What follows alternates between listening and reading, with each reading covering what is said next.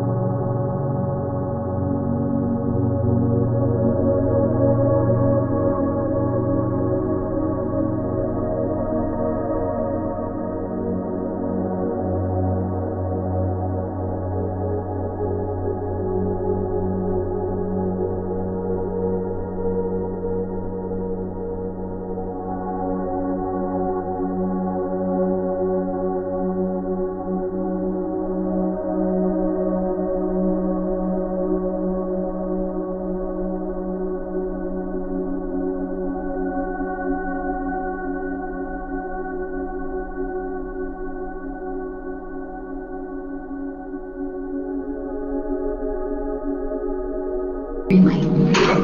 Okay. Go ahead. Okay, we're ready.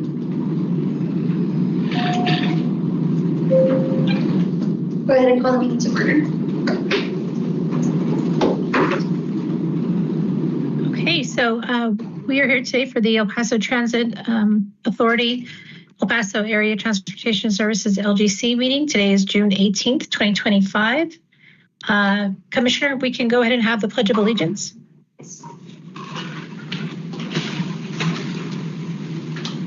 I pledge Allegiance to the flag of the United States of America and to the republic for which it stands, one nation, under God, indivisible, with liberty and justice for all. Do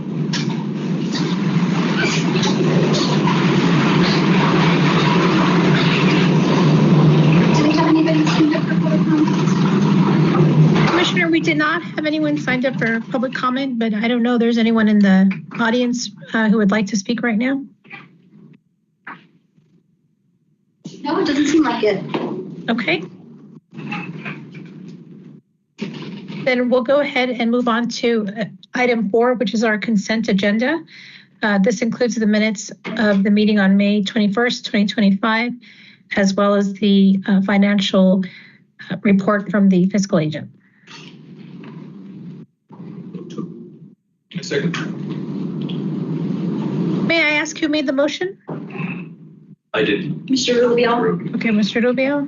And second, was that Eddie? Yes. Okay. Okay, Commissioner, we have a first and a second to approve the consent agenda. All those in favor? Aye. Opposed? Okay, motion will carry. Then let's go ahead and move on to agenda item 5. And, oops, I'm sorry, I skipped over one. I'm going to go ahead and read agenda item 5A for everyone. This is to receive a report from the Interim Director of Transit Services regarding the month's operational, financial, and other relevant activities. And this will be by Mr. Bañales. Good afternoon. Good afternoon, everyone. Well, this will be my final report as interim director. In fact, next month I'll be sitting across the room because I transition over to an ex-official position per the bylaws because as chair of the West Texas Regional Transportation Coordinating Committee, that's one of the entities that's an ex-official membership on the board. So I'll be sitting on the other side with Carl Harrison. June 24th, next Tuesday, is the date of the public information meeting to introduce attendees that attend a greet and meet event for the El Paso Transit Operations and Maintenance Facility that's going to be located at southwest corner of Windermere Avenue and Sherrington Street in East El Paso. The event is from 5 to 7. I've mentioned this before in one of the weekly meetings, weekly recordings, but I'll be doing the same thing again this Friday and sending you all more information, a little bit more detailed information. This greet and meet event is going to be at the Life Church in East El Paso at 1580 Joe Battle Boulevard. It's not too far from the proposed site. And as I said, this is a standard greet and meet.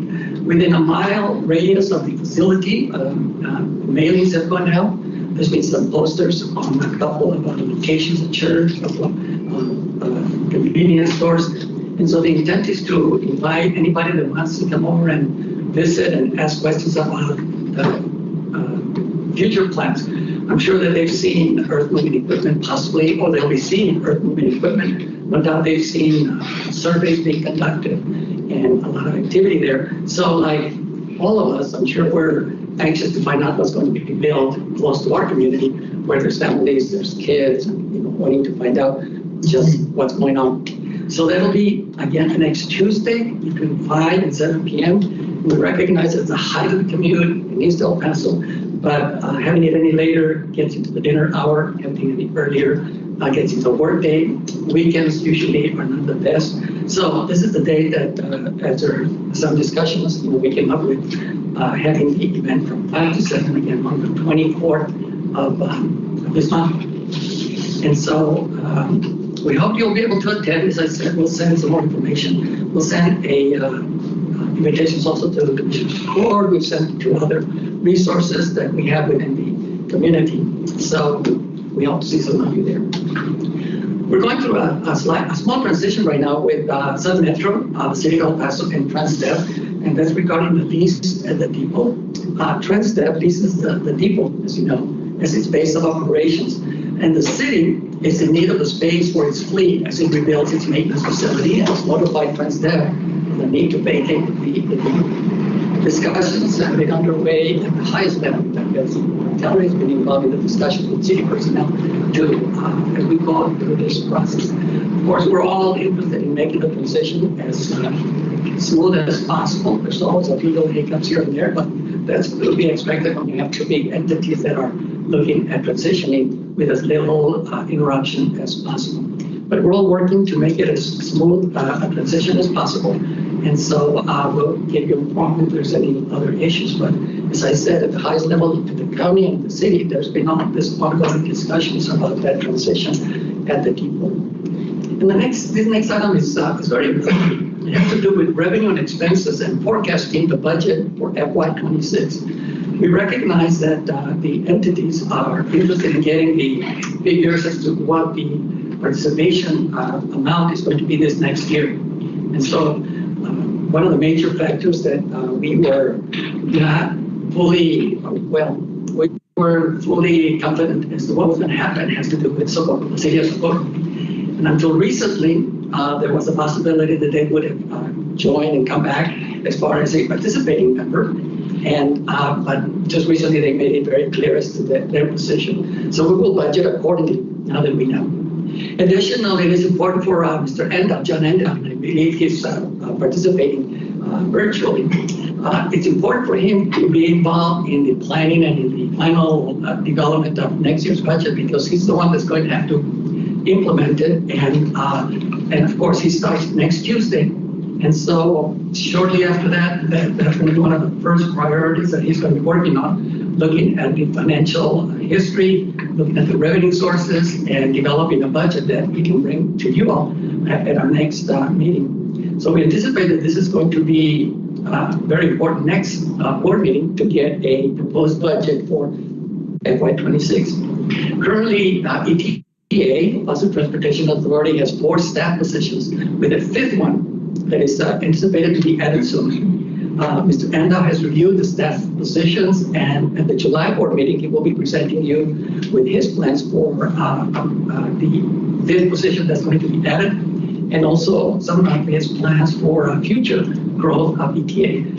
Because as ETA develops, of course, there's a need for additional positions. And so he'll be presenting that to you at the next meeting. As I mentioned, he starts on the 23rd. I'll transition in a supportive role for 2 weeks to provide as much background support to Mr. Enda, doing things like meeting with him, scheduling meetings with various entities, the MPO, for example, the Council of Governments, South Central Regional Transit District, the Regional Planning Organization, I mentioned the MPO, and other resources within the city. And with the county, of course, also such as the auditors and the purchasing department, IT support, facilities, fleet management, so that his entry into this role can be as smooth as possible. During the period that I was the interim director, I primarily focused on policy areas. Every now and then I would delve into operations, but operations is the area that's been worked on by Reina Mayorga, Jesus Serna, who's with us today, Ana Sanchez, who joined us in April, and also the support from Bianca Venezuela, who's actually with the finance or auditing department. So they're the ones that do a lot of the operations. Again, my role has been primarily in the policy area, but delving every now and then into operations. So I worked on updating and reviewing and presenting to you all those pilot changes and other, I mentioned some operational items like developing the flyer that we didn't have. In fact, that was at San Elizario, one of the first meetings that I had with the mayor. And one of the first questions the mayor asked me was, do we have a flyer that we can use? Of course, we didn't, because we had just started. But that flyer was one of the flyers that I had developed. And of course, the annual report, that was, to my knowledge, the first ever annual report done for the transit programs here in the county. So that was that project that I developed and I got underway. ETA board resolutions, of course, you've seen those November or December, went through a period where, because of the position, Kim Smith and the county attorney's office going through that change of responsibilities, the board resolutions are being reviewed again.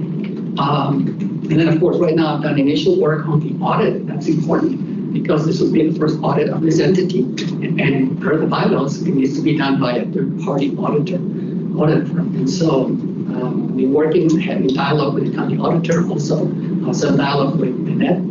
And so we'll have some more information for you at the next meeting as to how this is proceeding. Because again, this is going to be very important. Again, auditing the revenue, the expenses of the end of this entity. I've represented ETA at least 11 times before various city and town and village councils, including the city of Paso City Council. Met with several mayors about ETA topics, made presentations with NPO, Council of Governments, Regional Mobility Authority. Been before Commissioner's Court between 3 and 4 times, not counting, when we submit items just for action by Commissioner's Court. And have met with a number of the subcontractors that we work with. So this next couple of weeks, as I said, I'll be providing a supporting role to Mr. Enda. And this Friday, I'll be sending my last weekly activity report to the board.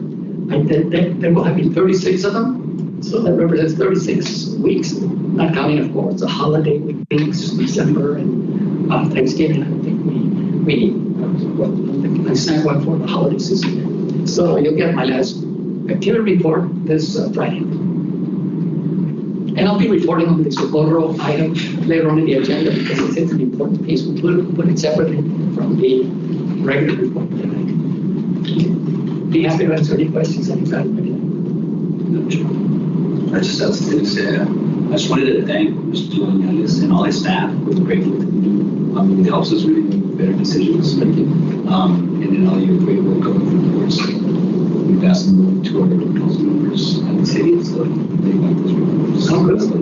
So appreciate that. Good. And then I just had a couple questions on the depot relocation. Where is that moving to? Well, first, Transdev has is in negotiation with the facility they're going to be leasing in East El Paso. I'm not exactly sure where it is, but they anticipate moving there now that they've received the contract for the next funding period, which starts September 1st. And so the depot again will revert back to full use by the city. And then my second question is, of the positions that you were going to fill, the current ones you have is Ms. Mayorga, Mr. Silva, and Ana Sanchez. Ana joined us in April 1st as the senior administrative specialist. So she does the coordination there in the office because we didn't have anybody in that capacity. Jesus and Reina were the 2 staff persons within the transit department, and that was it. They didn't have any additional support. And so with Ana Sanchez joining us in April, that brought some relief in that capacity. And so there's a 5th position that had been planned, and all the information was sent to Mr. Hendo. Just so they can look at the patterns and office, the organization chart. And so he's got some other stuff that he'd like to come back to the board. So what is that position? Well, it was titled Senior Transit Project Manager. Senior Project Transit Manager.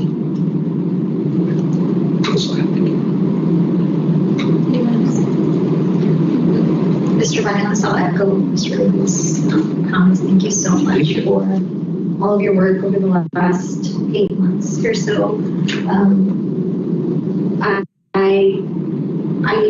I saw what a big transition it was. I mean, this is a new position that you stepped into and helped us create. And so we really owe you a debt of gratitude for all the hard work that you've done navigating new spaces and charting paths for EPATs and for the county. So thank you very much for your service. And thank you for the work you're doing with Mr. Ando to make sure that the transition is seamless. I know he's on the line now, but he'll benefit from all of the groundwork that you've done over the last several months. So thank you very much. And we're happy that you're not going to go very far. Thank you. Yes. Do we give him a round of applause?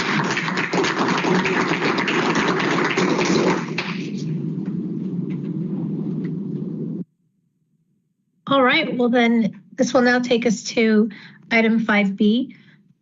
The item is to appoint a board member of the El Paso Area Transportation Services Local Government Corporation to the El Paso Metropolitan Planning Organization's Transportation Policy Board. The board member must be one of El Paso County's 2 appointments to the board. And just as a reminder to everyone, Mr. Landeros previously held this position. And so now we would like to ask the board for the new representative so we can submit this information to the MPO.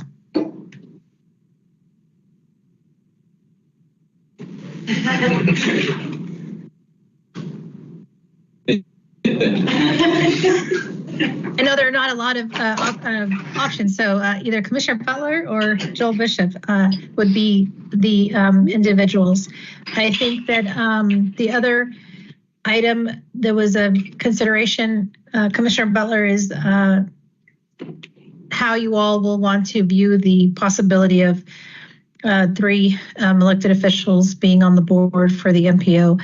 I know that's other business that's being conducted, MPO, not county business, and I'm sure Ms. Martinez might have something to say about that as well. But I know that in previous conversations, that was a consideration that was made at the meeting under Commissioner Leon. Yes. Go ahead. I would totally defer to the commissioner on this. I think you would be more appropriate to be on the board. But the question is that did the bylaws say it has to be the county staff or somebody, or we appoint? It's one of the 2 appointments to El Paso County, so that would be either you or Commissioner Butler. Yeah, definitely nominate Commissioner Butler if that's what you want. Okay, just to complicate things a little bit. The MPO had its executive committee meeting last Friday, and one of the items on the agenda was discussing the possibility of making changes to the composition of the policy board. Mostly unrelated to this, but the topic of potentially making a quorum of other bodies at the policy board did come up. And the executive committee made a motion to direct staff to move forward in drafting changes to our bylaws, saying that essentially the policy board meetings could not include a quorum of another local elected body. So that isn't in place yet, but it's something that we're going to be drafting up and bringing to the executive committee, and then depending on their recommendation to the policy board for approval as early as next month. So I guess having said that, I go back to, I believe it was the county attorney's office that brought up the idea that this might constitute a quorum of the commissioners court initially. So I guess I would put it back on them as to whether that is still the opinion, and if so, how that might impact any changes that we make to our bylaws. Michelle Hopkins, Assistant County Attorney, and Assistant County Attorney Eric Gonzalez is on, and she is prepared. Good afternoon, Board. Eric Rosales Negaglioni, Assistant County Attorney. So, right, the legal question really is posed to the county, right? Because it would be the members of the Commissioners Court who would potentially be sitting as a quorum on that board. At the time that this was discussed with the MPO, and thank you for that insight, this was in January, the MPO didn't have an objection to necessarily having a quorum at that time anyway of a governing body, but they understood the logistics. It would be, in our opinion, it would be considered a quorum because you have 3 members discussing business that pertains to the county potentially, and that's generally speaking, what the Open Meetings Act considers a quorum. So logistically, we have worked out joint meetings with other entities, such as the hospital district. So we believe that logistically we could get it done. It would just require the cooperation of the MPO. And hearing that they might be considering some change, that's something to consider. But you could have another elected official. We would just have to work out the logistics of joint meetings.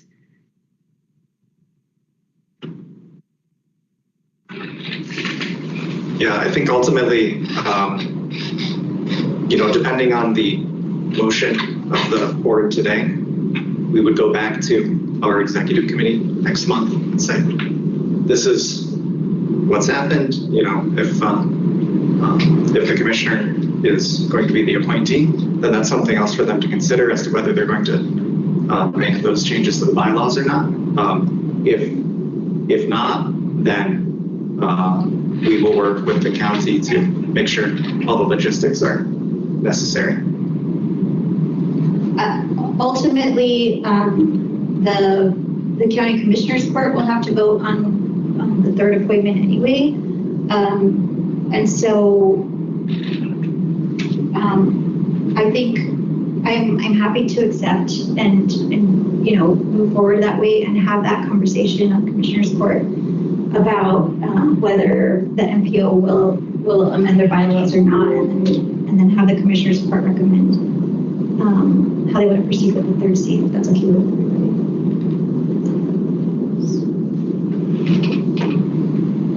So then I think we had a motion from Joel Bishop to appoint Commissioner Butler as the representative from the LGC to the MPO. Do we have a second? I second. And I'm sorry, who was that? Eddie. Eddie? Okay, thank you. Okay, so we have a motion and we have a second. All those in favor? Say aye. Aye. Fine. Aye. I'm sorry. Aye, okay. Any opposed?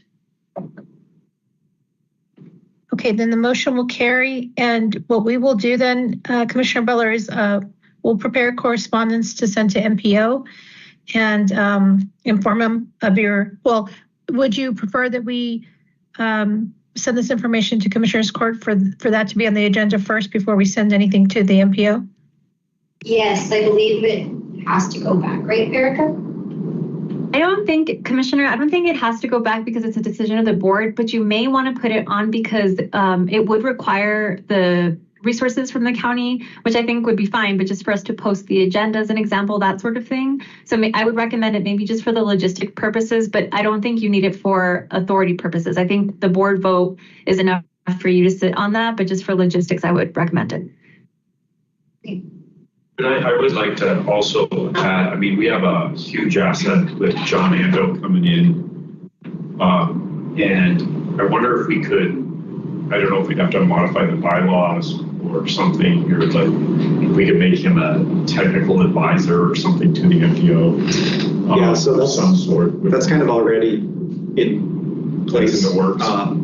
The LGC board made a motion to appoint to send a letter to the MPO requesting that a member be added to the project advisory committee of the MPO, which is a more technical committee that makes recommendations to the policy board. And I believe the intention was for Mr. Andow to fill that position. That's something else we'll be looking at, fixing the bylaws to make that position, to create that position.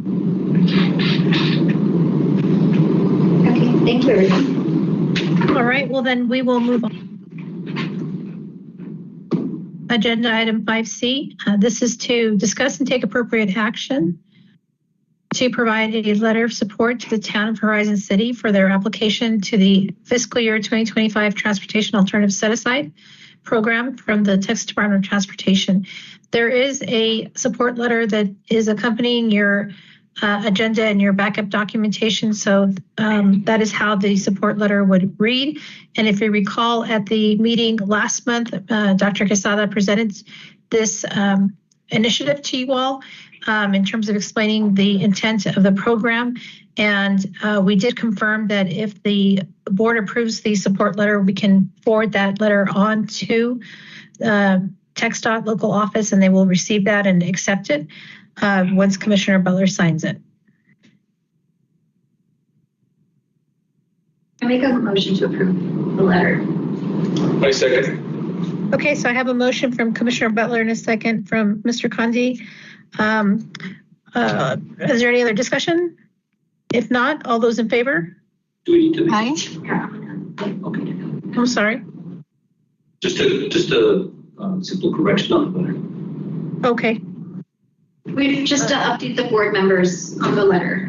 Yes, on the letterhead. Yes, yes, we will correct that. So we will submit the letter with the correction of the board member to reflect Mr. Bishop. So with that being said, I do have a motion from Commissioner Butler, a second from Mr. Condi. All those in favor say aye. Aye. Aye. Opposed? Okay, motion will carry. Our next agenda item is 5D. This is to discuss and take appropriate action to allow EPAT's LGC staff, transit staff to collaborate with the town of Horizon City and the Camino Real Regional Mobility Authority on the Dili, DeLake, and Transit Plaza project. We do have Dr. Quesada here today with us, and she's going to give us a presentation on this initiative. I'm just going to bring up the slides, and I'll let Dr. Quesada make the presentation. And Doctor, if you can just let me know when I need to forward the slide, I will do that for you. Thank you. Okay, I believe we're good to go. So Dr. Quesada? Thank you. Good afternoon, board members. I'm Terry Casal. I'm the Capital Improvement Program Manager for Horizon City. And this is a request to have your staff collaborate with Horizon City and with the Camino Real Regional Mobility Authority, who is our partner in designing this project on the Dili, DeLake, and Transit Plaza, which is the cornerstone of the city's transit-oriented development. I know that there are some new board members, so I wanted to give you a little bit of background as to how we got to this point, but I can tell you that we're very excited to be at the point we're kicking off this project because this will be transformative for our community, but I think it will also be transformative for the eastern part of El Paso County. So we could go to the next slide, Annette, please. That blank area that you see at the center of the slide is the area that the city has designated as a transit-oriented development. We have paper plats that many of you may be familiar with. That is, the area was subdivided.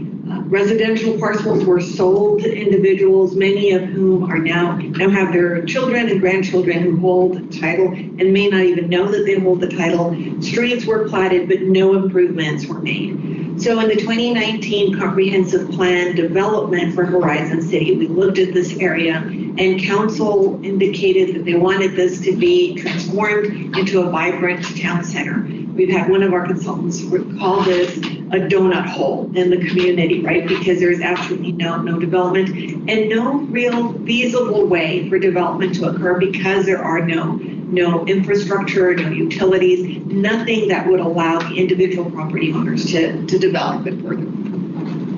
So next slide, please. Not only did the town adopt this as a transit-oriented development, but then City Council also adopted in December of 2020 a tax increment reinvestment zone. And that was a funding mechanism to allow the increment in the valuation to fund the improvements that the city wanted to make, again, to foster private development. The city has purchased some of the properties within this area, but this is about 60 acres.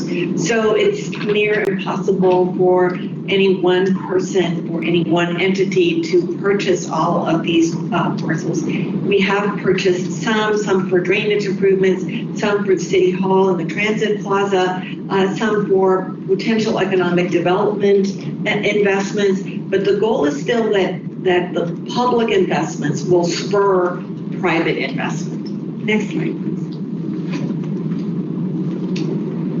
So looking at it from a planning perspective, this is the area we have proposed transects, and I should add that last week on Tuesday, council adopted the form-based code that will allow for the transit planning within the area, again, to foster the transit-oriented development as opposed to continuing with a suburban type of development. What you will see is closer to the bottom of the slide in red and blue, there are two roadways. That's Dilly in the northern one and the lake on the bottom one. And then there's an area that's also carved out in red. Those are city-owned parcels, and that's where we're proposing to locate City Hall and the Transit Plaza. Next slide, please.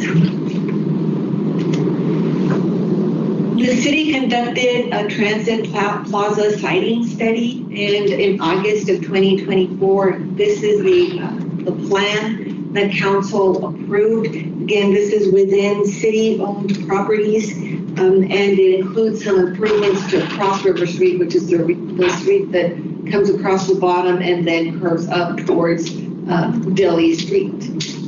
Next slide, please. From the transit center location study, you can see in the distance what the rendering is for City Hall and for the Transit Plaza. So this fronts on Rodman, which is to the east of the entire property. Next slide, please. Here you will see some of the renderings of the Transit Plaza. The next slide, please. And what it looks like as co-located with the City Hall. Now, what's very exciting for us is that we have kicked off the design for Dilly, the lake, and the Transit Plaza. Next slide, please, Annette. And while I did not include Camino Real Regional Mobility Authority because I guess I'm seeing them as an extension of what Horizon is doing, right? But certainly they are responsible for managing the design with HMTB as their general engineering contractor and Gannett Fleming as a design team. But our other project partners include the ETA because we're looking at the ETA as being the transit provider for the two routes that the city has proposed that will originate and then terminate at the Transit Plaza, right? And the other project partner is the Horizon Regional Municipal Utility District because part of the project on Dilly and the lake is the inclusion of water and wastewater lines so that we have those utilities in the streets. And again, the whole intent is to foster development. So that's one of the reasons that we're here. Another project partner is going to be TxDOT because they will be responsible for managing the federal funding portion of the projects. Next slide, please. This is something that only geeks like me really understand or get really excited about. We have a funding cocktail for this project. The design is funded through the community project funding, and it's being managed through HUD. So we have one federal agency that is going to be overseeing the design of this roadway and the transit project. Construction, we have the lake and the Transit Plaza proposed for federal transportation funds through the MPO. So that would be managed through TxDOT. Dilly is not functionally classified as a roadway that is eligible for federal funding, so that would have to be funded with local funds, and Cross River will also have to have local funds. So again, we have a real funding cocktail for this.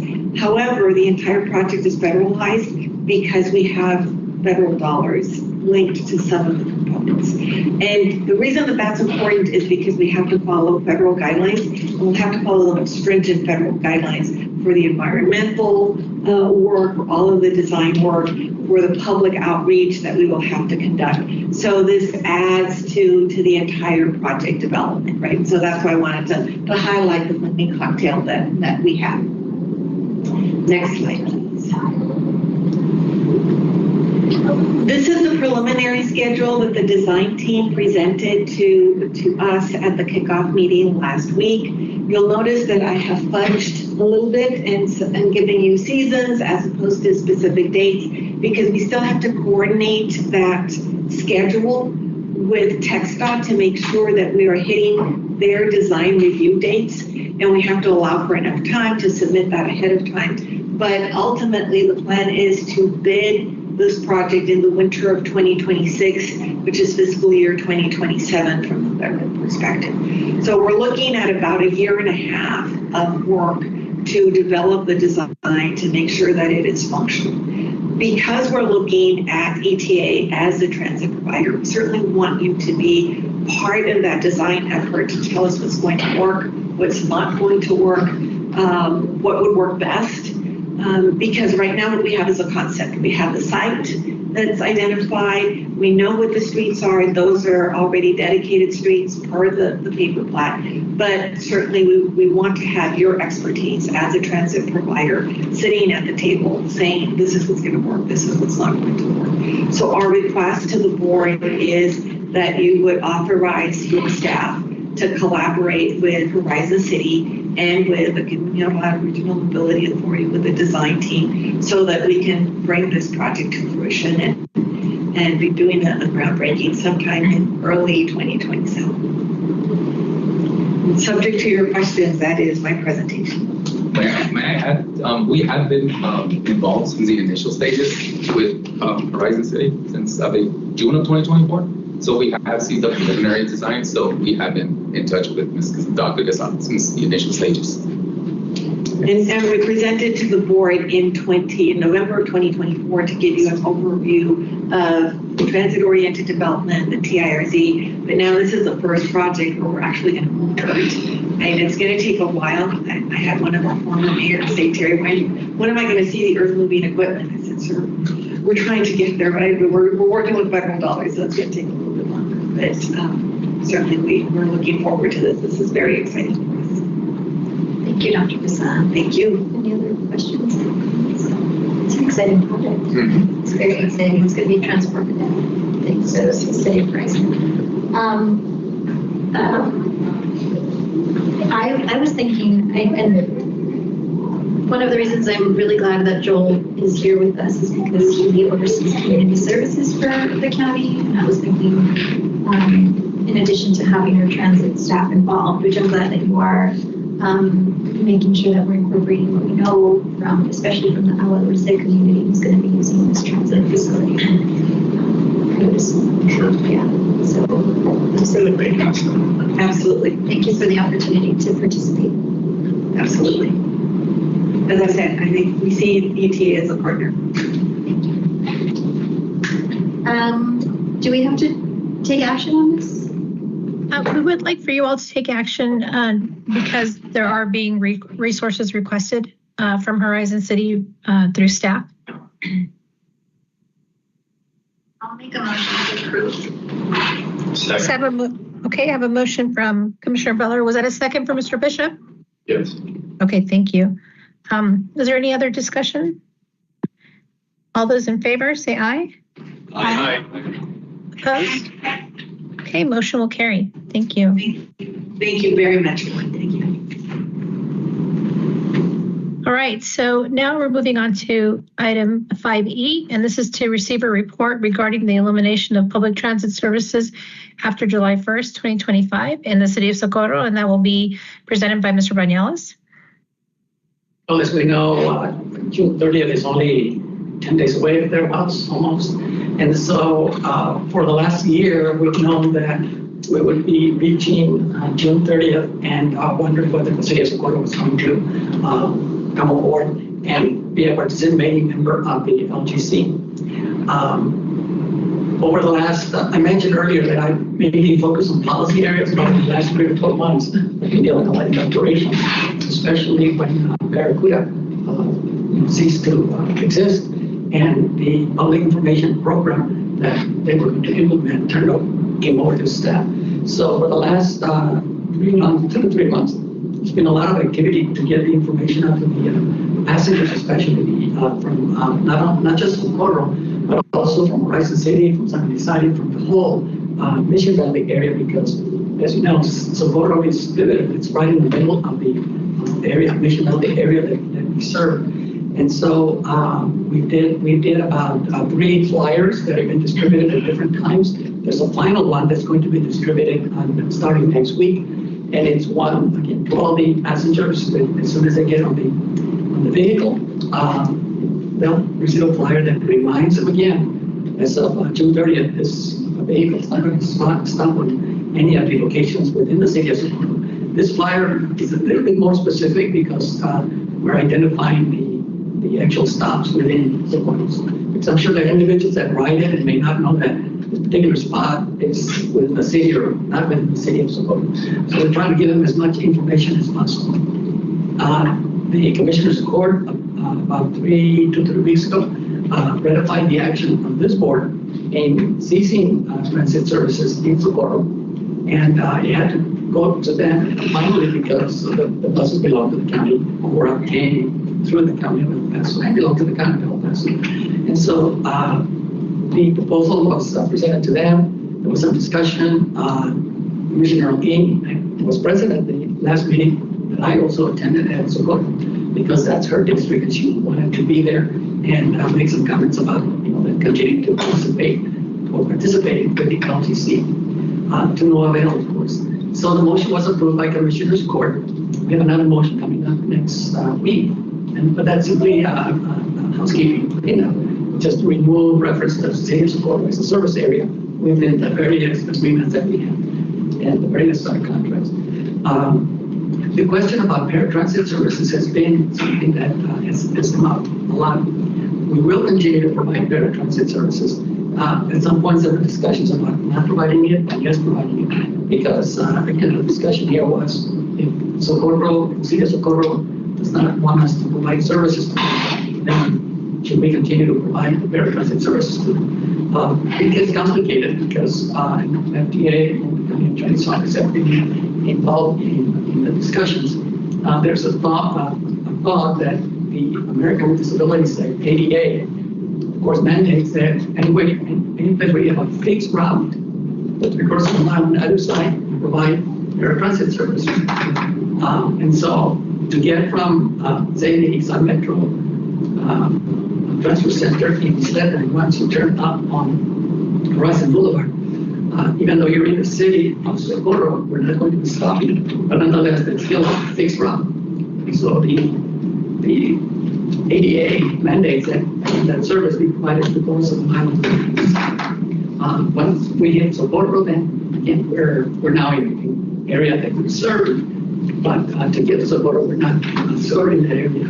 But nonetheless, it's a fixed route, and so we're going to continue providing paratransit services to individuals from the Socorro area. We have a list of about 45 to 50 individuals from Socorro, who reside in Socorro, that are participating in the paratransit services. And it's something we just want to eliminate, and it's just that we want to get clarification as to whether we can and can't. But they will continue to receive paratransit services. We've been trying to have a meeting with the FDA, county attorney's office, ourselves, to again continue discussions along this line. It's been scheduled.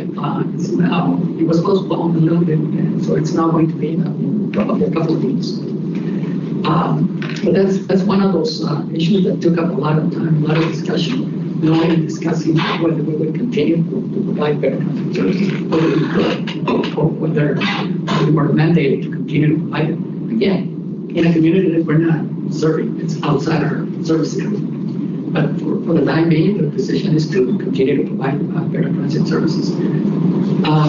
So there's been press conferences. There was a public meeting there also in the area real close to Socorro to inform the public, to get participation by constituents, to communicate with their city hall as to their participating with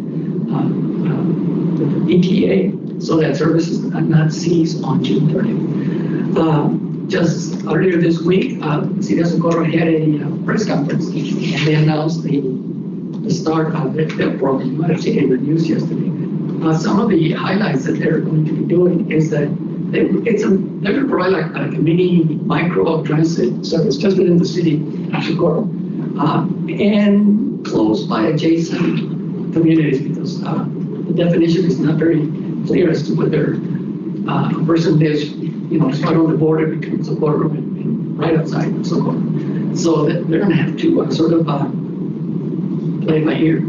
Their service is from 6 a.m. to 6 p.m. They do provide ADA service. There are 3 vehicles that they have. They're using right now. They're ADA, they keep ADA standards. It's open to residents of Socorro who will self-identify themselves as residents of Socorro. There's no eligibility requirement in terms of verification that's going to be implemented, at least not now. The cost is, there isn't any. You call and you say, I want to go from point A to point B. The vehicle is sent to you and they take it from point A to point B. Primarily within Socorro, but emphasizing also that they will transport them to the San Metro Transfer Center there at Zaragoza and Canela. And so they'll drop individuals off there so that from there they can take either one of our buses or San Metro bus. The trips will have to be pre-scheduled. So it's not like fixed route where you just go to an intersection and bus arrives, you get on. These have to be pre-scheduled, so individuals have to call and schedule, make a reservation. According to the information that they released, you call, we transport you. So go ahead and see what happens. But that's where we are with Socorro. And of course, the opportunity is there for them always to come back and have discussions regarding continuation or participation. To have a fixed route within the city of Socorro. It's very possible that in the future there'll be that situation where ETA will be providing transportation along Horizon Boulevard and connect and individuals from they get up there could be picked up by somebody from the city of Socorro with a mini micro transit program and transport them to within other areas of Socorro. Because one of the comments that was made was that ETA, the county, is only provides transportation in certain areas and nowhere else in Socorro. And of course, just that the county transit system is a regional transit system. It's not within the communities, other than the area, the fixed routes that we have. But much like what Horizon City in up years is doing, they're going to be, right, they're doing a micro transit service within the city of Horizon, connecting with the fixed transit system that we have so that individuals can travel easily within Horizon and then also outside of Horizon to other parts of the city and the county with some metro and ETA. So that's where we are with Socorro. We gave it a lot of effort. There were a lot of meetings, a lot of discussions, but in the end, that's where we are. If I may, I just want to be very sure. I'd be remiss if I didn't speak up at this point. Horizon is not looking at a micro transit system. Horizon is looking at 2 routes, and those would be an express route to the UTEP area, possibly with a stop at the community college, and also a circulator route. At the time that was conceived, it would be a circulator route from Horizon through the Socorro community and linking not only those 2 cities, but the communities between us. But it was not within Horizon City. So I think that some of my council would be very upset if they thought that we were being likened to someone else.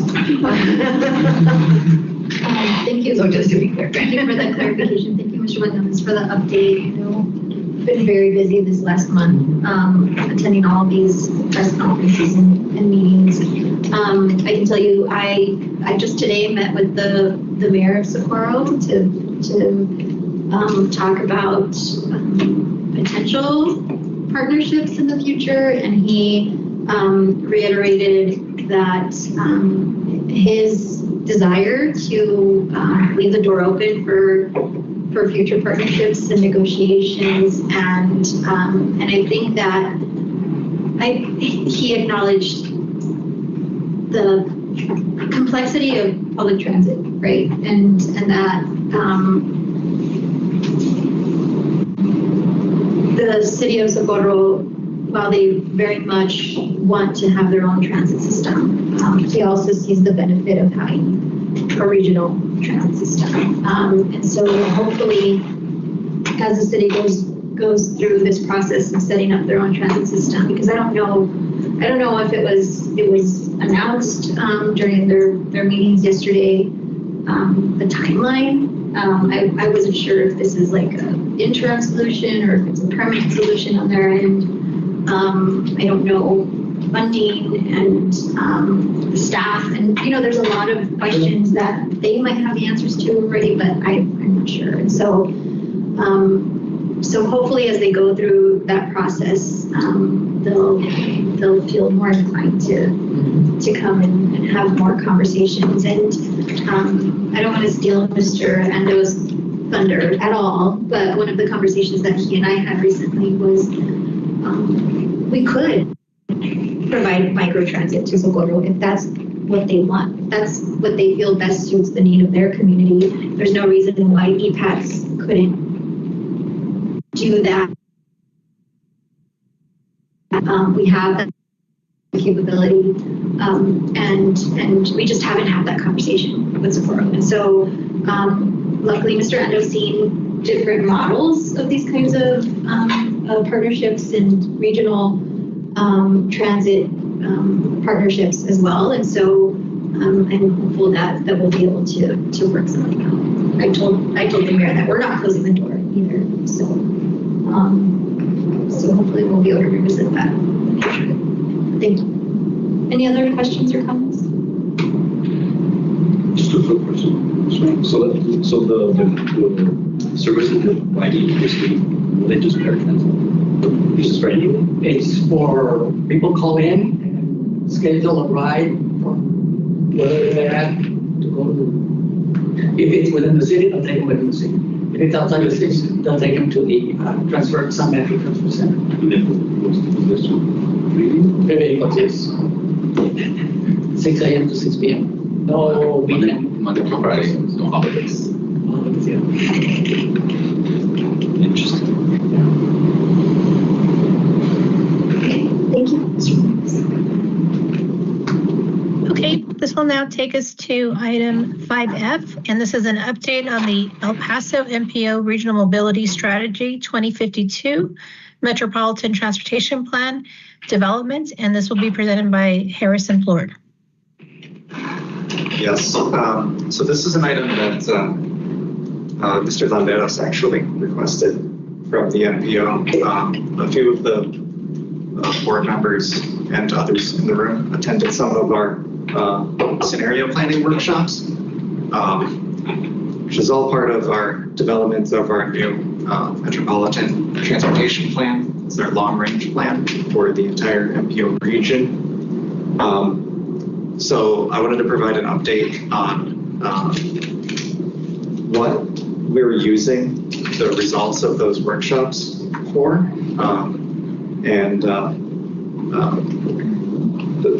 with the understanding that even as we finished the workshops, it maybe wasn't entirely clear what our next steps were with that information. So since it is relevant to the operations of ETA and all the considerations for providing transit that the board has to think about, I wanted to give an update on that.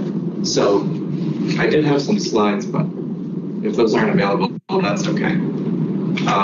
Harrison, I'm so sorry. I can queue up for that. Let me get that for you, okay? Okay.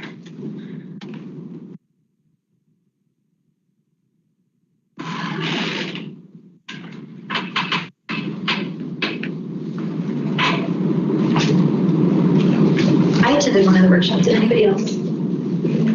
Yeah. Okay.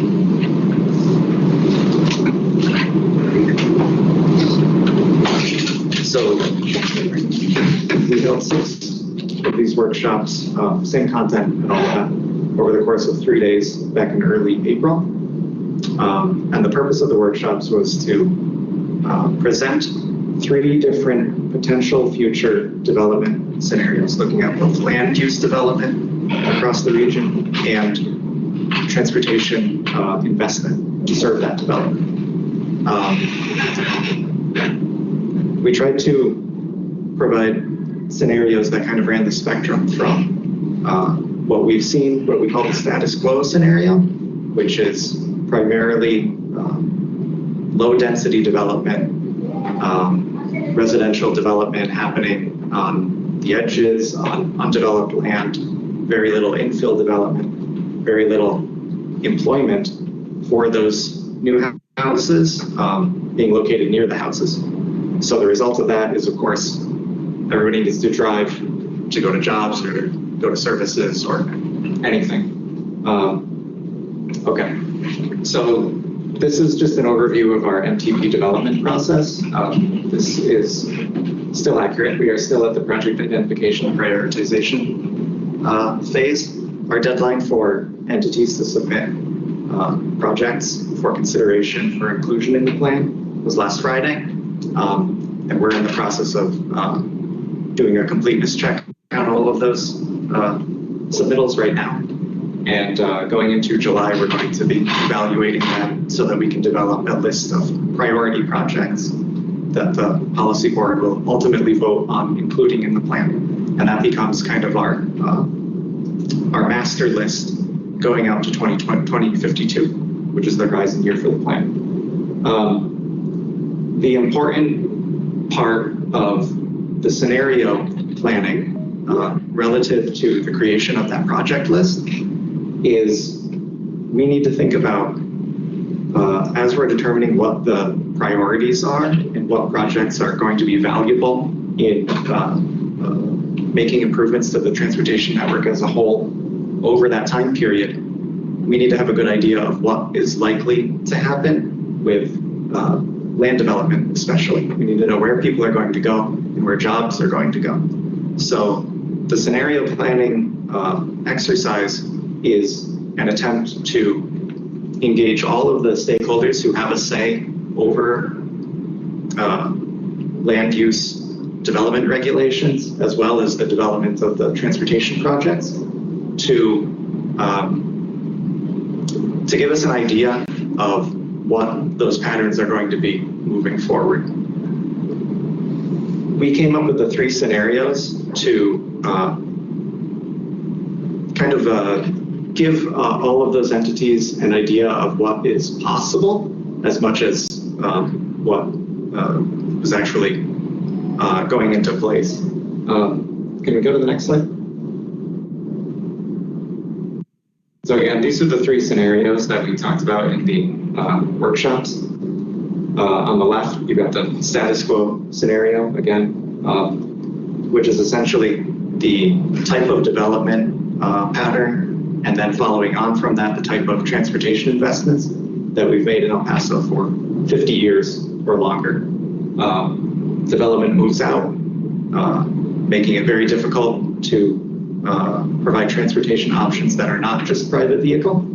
And then the transportation infrastructure has to accommodate all those private vehicles.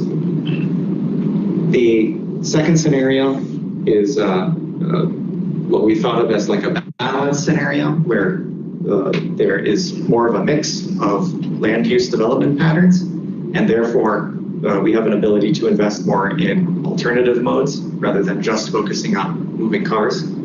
And then the one on the right is the visionary scenario, or as we called it, I think, so at least one person called it, and I think every workshop, La La Land, which is the aspirational, if we had a radically different set of development patterns, what ways could we invest in the transportation system that would serve that best? Next slide, please. Oh, the font's got a little messed up here, but that's okay. Well, I already explained this. The status quo, essentially what we've seen and what we have in the past in our development of the long-range plan, we have always considered the likely scenario moving forward. Next slide. And switching to the other end of the spectrum, the visionary scenario is a scenario where we get a lot more development that looks like what Horizon is looking at with the transit-oriented development. So think of that, but on a much more of it.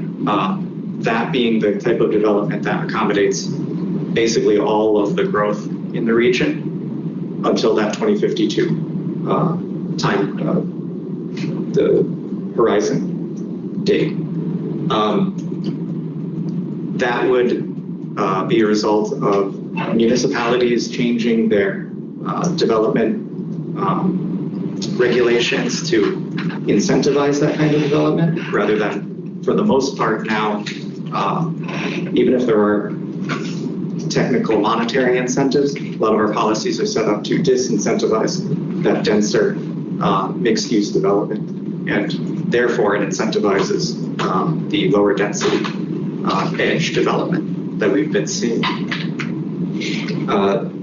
When you get that denser development, it is then easier to make transit a feasible service to move those people around. You also have people, since you've got a mix of uses, you've got more people who are able to work very close to home.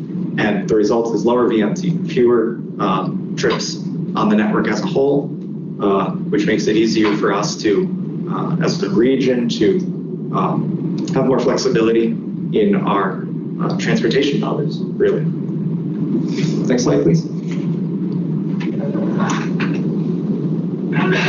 So this is just an example of the kind of development change that would have to happen for that visionary scenario, which we might have stolen this from Plan El Paso. I don't know. So it's been an idea locally for a long time now, but essentially it's moving from car-oriented development to something where you have if you've got a commercial use, you've got really some of your user base right there, rather than everybody driving in. And the idea would be that all of our major corridors could accommodate this kind of development, and high-frequency transit service would then provide the transportation across town or across the region. Next slide. And then this was our vision of what basically taking Brio, expanding it, many more lines, making it true BRT service, so dedicated rights of way, very high frequency. And again, this would complement that denser development. Again, this is the La La Land scenario. So we recognize that this is not likely to happen, but the point of presenting it at the workshops was to get an idea from Sun Metro, from the city, from all of the municipalities. What is the appetite for making the regulatory changes that would spur this kind of development? And what is the appetite then for shifting transportation spending to serve that kind of development in a way that doesn't just end up generating more private vehicle trips? Next slide. And then with the transitional scenario, we tried to provide kind of a blank slate in that, entities, you tell us what you have in the works that we can work into the scenario and see what the benefits are going to be in terms of congestion, in terms of trips, and in terms of air quality. So this one was really not well defined on purpose. Next slide. Okay, well, a lot of this text is not so visible, but essentially the approach that we're taking is to ultimately, the MPO is required to produce a scenario that is realistic, because we're using the scenario to build our travel model.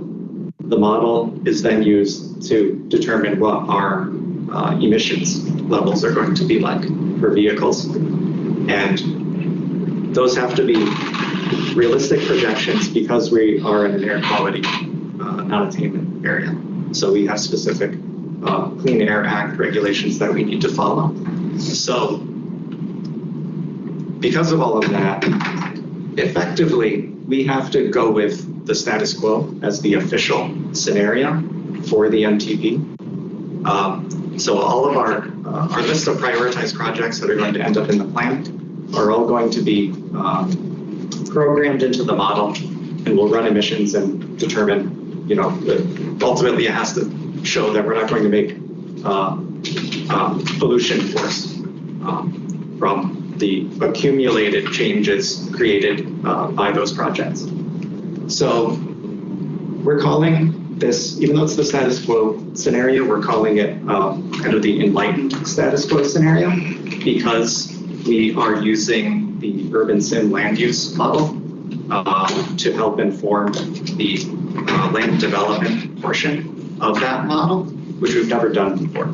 So in the past, the MPO has always used a Delphi scenario in which people from across the region come to workshops and kind of say, well, I think, I know that housing is going to go here because I'm a developer and, we've got a plan there, or we've got a deal with an incentive package for a major employer to go here. And that gets you so far, but it doesn't necessarily get to the level of granularity that we can get to with the urban sim land use model. So even though we're using the status quo kind of forced to expect business as usual moving forward in terms of development patterns, we're trying to do it in a smarter way than we have in the past, and hopefully that helps us to make better decisions about how to effectively spend our transportation dollars. The other thing that we're doing is taking that transitional scenario and including it as a separate chapter in the MTP, and that is going to be our sandbox moving forward. Whenever we will continue to engage with all of the entities. When the city of El Paso told us that they are working on changes to their zoning code, they're working on legalizing ADUs everywhere and changing parking, getting rid of parking minimums and some other things. Those have a could have a big impact on development patterns and density. We want to be able to incorporate things like that into a model, even if it's not the official model.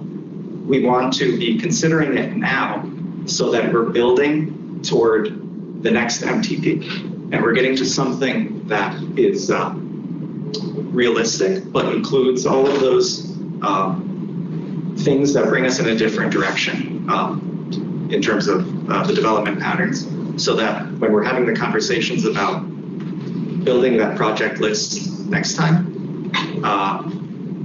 we have an easier time of working some of those things into the evaluation and saying, you're going to get extra consideration if you're doing things that serves this new type of development pattern that we're seeing that's emerging, if we do.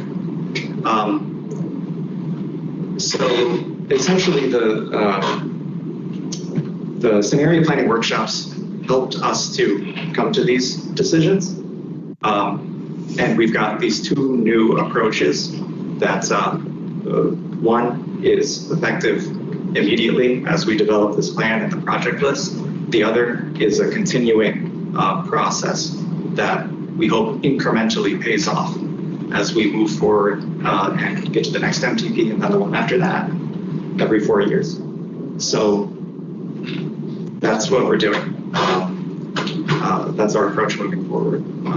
And if you have any questions, I'm happy to take them. Mr. Lord, I just was thinking about the local major thoroughfare Green City, right? So I'm assuming that you're wanting us to use this kind of like as a guide to make changes to, if we need to make changes to the local MTP. Well, that's really up to you.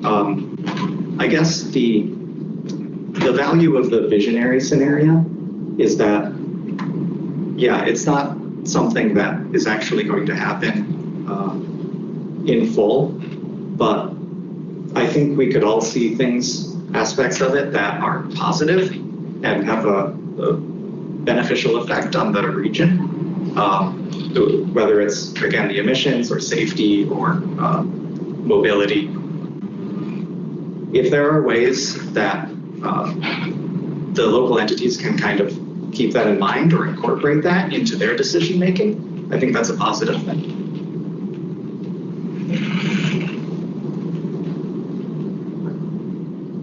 Other questions or comments? Thank you, Harrison. I like I said, I attended one of the workshops on the party side. I was surprised at how transit oriented the plans were. I wasn't expecting that. I thought we were going into a meeting to say this is where the traffic is really bad on the map and where we need help. And I think on the far east side is, and you know, a lot of us here live out there, but the congestion is really severe. And so I know a lot of the opinions there were like, we need solutions that are going to help us get out of this traffic now. And maybe that includes transit, multimodal, maybe in the short term it's something else, it's more roads. But I agree that it's going to have to, I think it's going to be a mix of the two. I think especially on the far side where the congestion is really bad.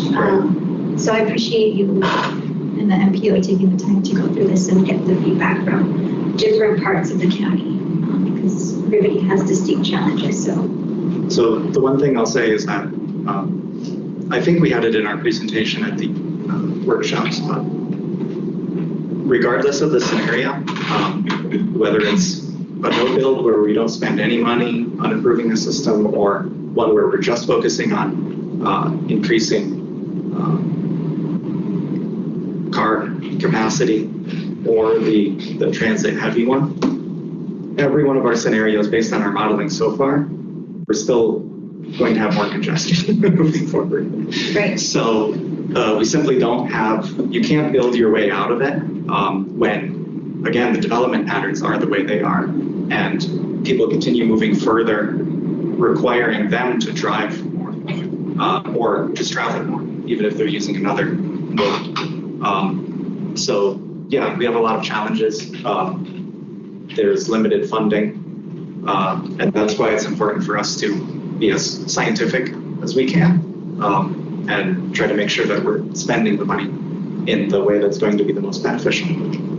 Right, and something that I pointed out, which is one of my, maybe not my concerns, but I think it's going to require more of a carrot approach to incentivizing land use within municipalities is that the county doesn't have land use regulatory authority in unincorporated areas, which is where most of the growth is happening, right? So we don't have that stick option in the county. And so I think, working with the municipalities and the planners to find ways to incentivize that infill development, that dense development inside municipalities is going to be important. But so just balancing those two things, right? The fact that the county doesn't have that authority in unincorporated areas, and that's where we see most of the need for transit solutions. Any other questions or comments? Thank you. Thanks, we appreciate it. Okay, so now we will move into executive session. We will move into executive. Oh, I'm sorry, Michelle, would you like to mention anything under this agenda item? Annette, go ahead and read in the items for executive session, and then I will read in my item at executive. Okay, thank you so much. So we're going to be discussing findings regarding persons necessary in executive session. we will have agenda item B, where we will discuss legal rights and responsibilities regarding the consultant agreement for Javier Bañales for the period of June 23, 2025 to July 8, 2025, pursuant to Texas Government Code Section 551.071. We will also be discussing item 6, executive session C, where we will discuss legal rights and responsibilities regarding John Ando's proposed consulting services to other organizations during his employment with EPATS LGC, pursuant to Texas Government Code 551.071 and 551.074. And finally, we will be discussing the legal rights and responsibilities regarding John Ando's proposed evaluation tool for use during his 6-month evaluation during his employment with EPATS LGC, pursuant to Texas Government Code 551.071 and 551.074. We need a motion to go into. Okay, and I'm sorry, who do we have the motion? I'm sorry, say it one more time. Sorry. All right, okay, thank you, Art, I'm sorry. And we have a second from Commissioner Butler. All those in favor? Aye. Opposed? Okay, motion will carry. The time is now 3:47. And 247. 2:47, I am Central Time, I apologize. All right, and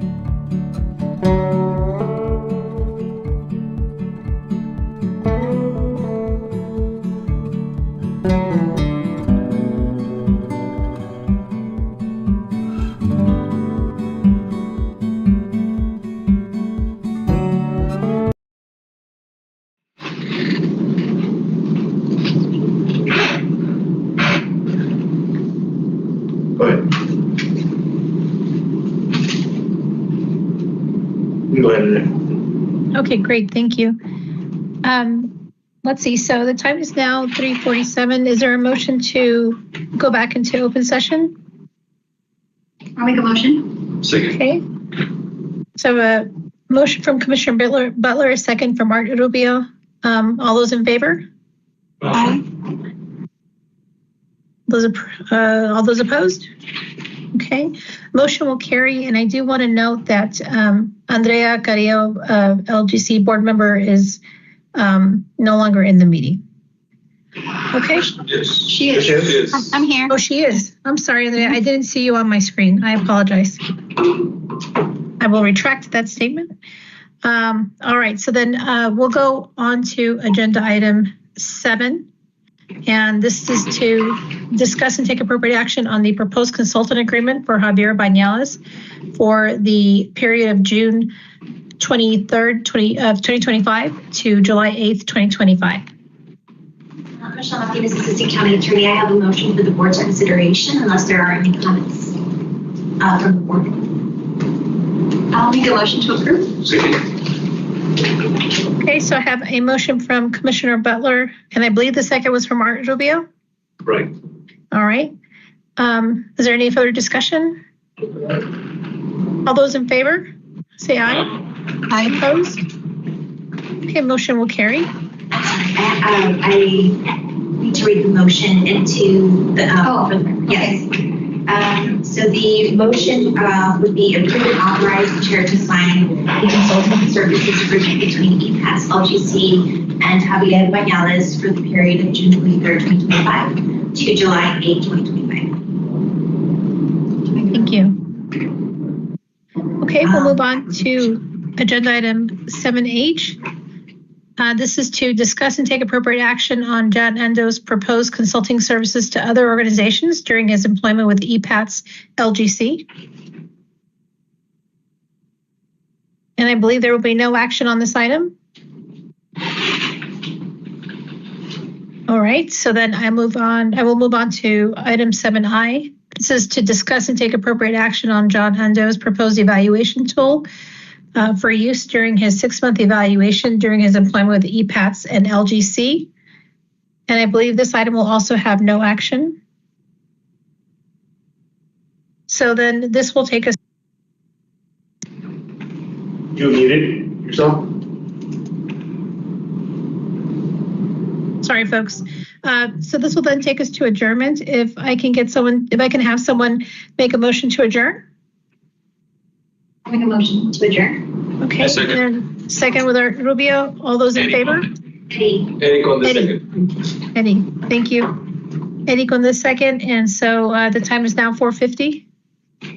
All those in favor? Aye. Opposed? Okay, thank you. Thank you, Mr. Bañales, again.